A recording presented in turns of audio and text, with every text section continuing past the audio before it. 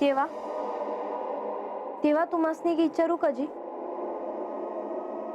बानू, तुला हेच विचारायचं आहे ना की मी त्या वृद्ध स्त्रीकडे का पाहत आहे?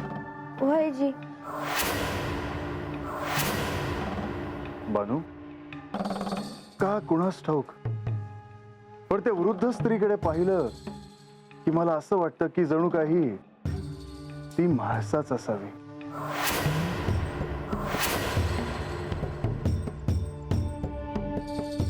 बानू, त्या कोण आहेत हे मला ठाऊक नाही, पण त्यांचं वागणं, त्यांचं बोलणं मला सतत म्हाळसेची आठवण करून देत आहे. पर तुम्हासनी असं कशापायी वाटतंय देवा? आत्ता देखील मी त्यांना पाहतोय तर मला हे कळतंय की त्या सूर्य उपासक आहेत आणि म्हाळसा देखील सूर्य उपासकच आहे. अशा लोकांच्या बोलण्यात एक परखडपणा असतो, तेज असतं, स्पष्टपणा असतो, जो मला त्यांच्यात जाणवला आणि जो म्हाळसेमध्ये देखील आहे.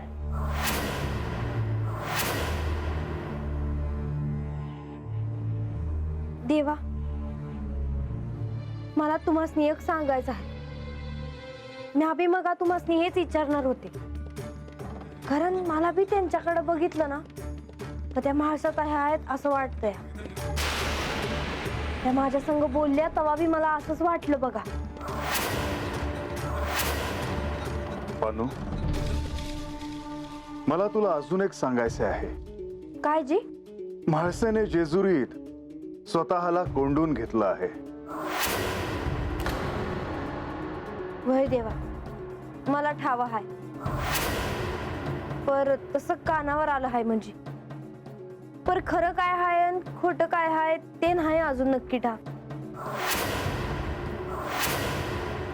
होय, हे सत्य आहे.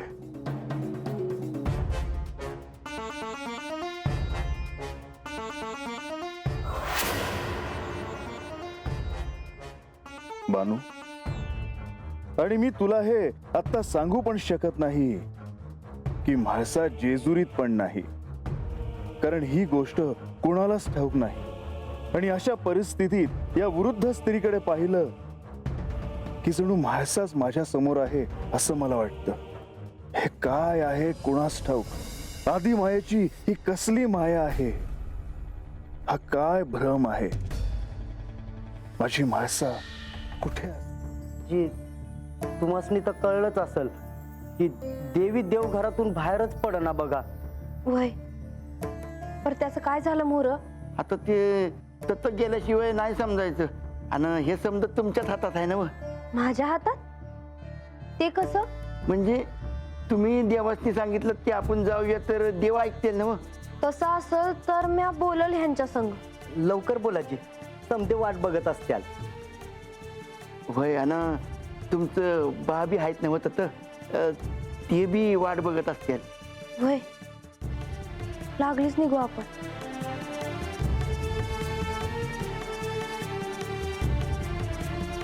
नाहीतर समध्यासनी असं वाटायचं का ह्याच देवासनी बाहेर घेऊन गेले. होय होय.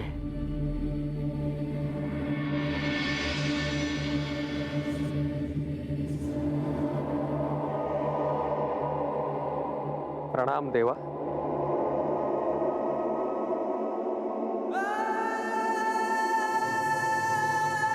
महर्षी, आपण अगदी योग्य वेळी आलात. आपल्याशी बोलायचं होतं. बोला देवा. महर्षी, ब्राह्म मुहूर्त झाला की आम्ही इथून प्रस्थान करू. देवा,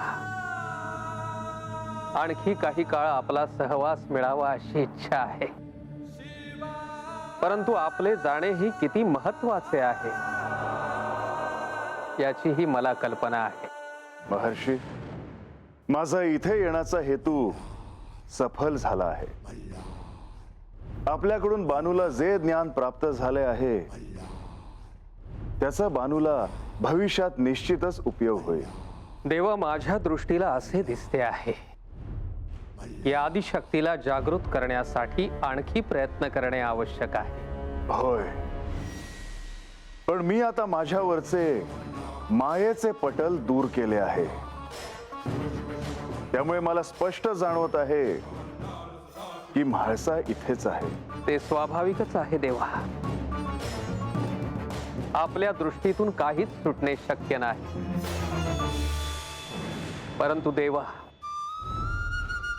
मी मात्र मातेच्या वचनात असल्यामुळे आपल्याला सत्य सांगू शकलो नाही. क्षमा करावी देवा. महर्षी भृगू, आपण क्षमा कसली मागताय? मी आपल्याला समजू शकतो. देवीना सत्याचे ज्ञान झाले आहे अथवा नाही हे मलाही नीटसे कळलेले नाही. मीही अजून संभ्रमातच आहे. सत्य काय आहे ते केवळ आपणच जाणता. ह्यावेळी मला पार्वतीला नव्याने समजून घ्यायचे आहे.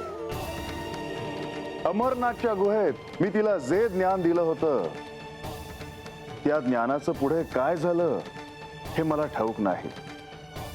पण पार्वतीला जे ज्ञान प्राप्त झालं होतं त्याची प्रचिती मात्र मला येते आहे. देवा, पुन्हा एकदा शिवशक्तीचे एकत्रित दर्शन व्हावे अशी इच्छा आहे. महर्षी भृगू, आपली इच्छा लवकरच पूर्ण होईल.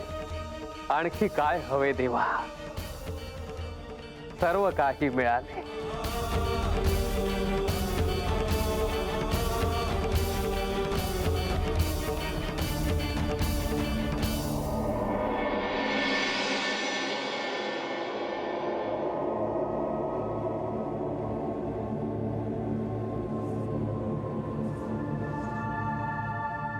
शुभवार्ता आहे देवी. श्री खंडेराय येत आहेत.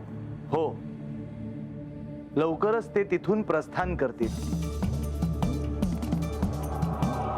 आता तरी कळलं का म्हाळसा कुठे आहेत ते?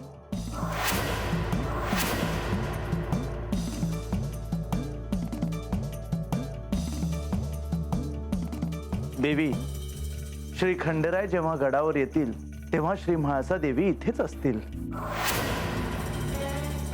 खरंच? हो, आता आपल्याला श्री खंडेरायांच्या स्वागताची तयारी करायला हवी. परंतु तुम्ही मला सांगितलं नाही की म्हाळसा गडावर कशा असतील. ते माझ्यासाठी देखील एक कोडच आहे. परंतु त्या भृगु ऋषींच्याच आश्रमात होत्या. परंतु हे आधी कोणालाच कळलं नाही. त्यांनी योग मायेचा वापर करून वृद्धेचे रूप धारण केले होते. परंतु का, कशासाठी आणि ह्या मागचं प्रयोजन काय? देवी, ते श्री खंडेराय आल्यावरच कळेल. आपल्यावर जे दायित्व होतं त्यातून आता आपण मोकळे होऊ. देवी, तुम्ही होतात म्हणून हे सगळं पार पडलं. ह्या स्तुतीला आता मी भुलणार नाही. तुम्ही मला श्री विष्णू लोकात घेऊन जाणार आहात की नाही ते सांगा. हो देवी, परंतु प्रथम श्री खंडेराय येणार आहेत. त्यांचं स्वागत तर करू. मी कितीही रागवले असले तरी तुमच्याशिवाय जगणं हा विचारही मला अस्वस्थ करतो आहे. आणि मग राहून राहून मला हेच वाटतं की या साऱ्यात खरंच माझा काय अपराध आहे. का झालं असं? का वागलात तुम्ही असं? का आपल्या नात्यात हा असा ताण निर्माण झाला?